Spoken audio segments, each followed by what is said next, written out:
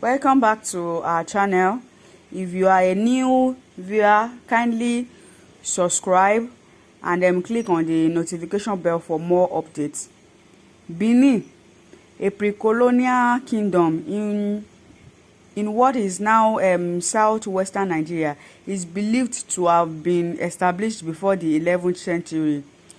It was founded by Edo-speaking people, but became more ethnically diverse when invaders from the grasslands of the Sudan settled and intermarried with local women.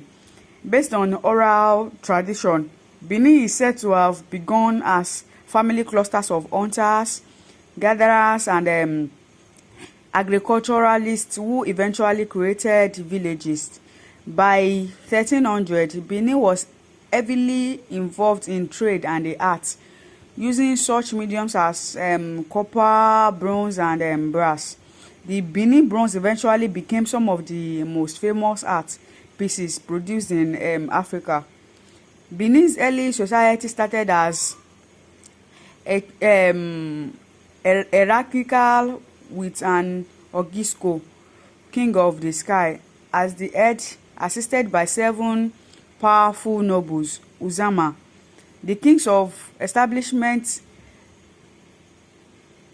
kings established the city on Ubini, later Benin City, in 1180 after death.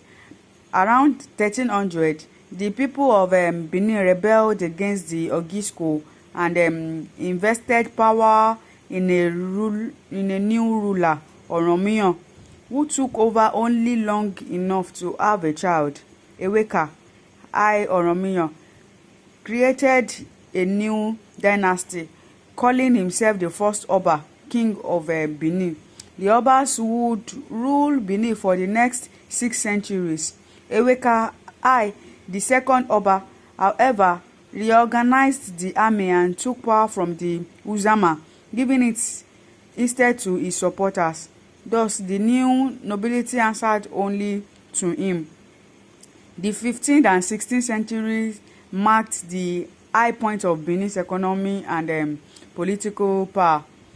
The kings initiated military campaigns that extended the kingdom on all sides.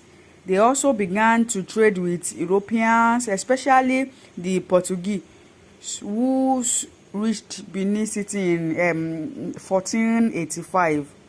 Benin exchanged palm oil, ivory, cloth, pepper, and slaves for metals, salt, clothes, guns, and powder.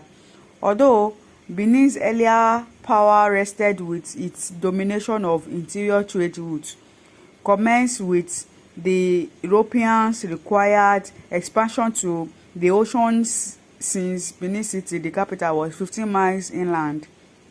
This problem, however, was solved with the creation of a fort and port on the coast.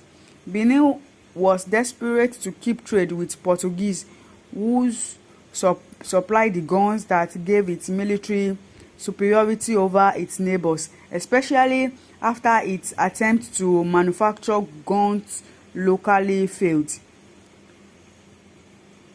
Recognizing his leverage, King Manuel I of Portugal threatened to end the gun trade unless Benin's rulers adopted Christianity.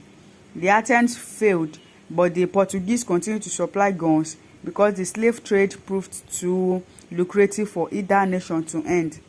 Benin, however, began a slow decline in the 1700s as neighboring nations gained access to Portuguese or other European firearms. The kingdom was also weakened by internal disputes over royal successors, which often led to civil wars. By the 1890s, Benin was unable to resist British conquest. In 1897, it was incorporated into the Great Britain's Niger Coast Protectorate after a British force conquered and burned Benin City, and in the process destroyed much of Benin's treasured art while sending remaining pieces to London. The British allowed the Oba of Benin to continue as a ceremonial ruler, but all effective power from that point was in the hands of British colonial administrators. The current Oba of Benin serves as a ceremonial ruler in Nigeria. Please stay tuned for more gist.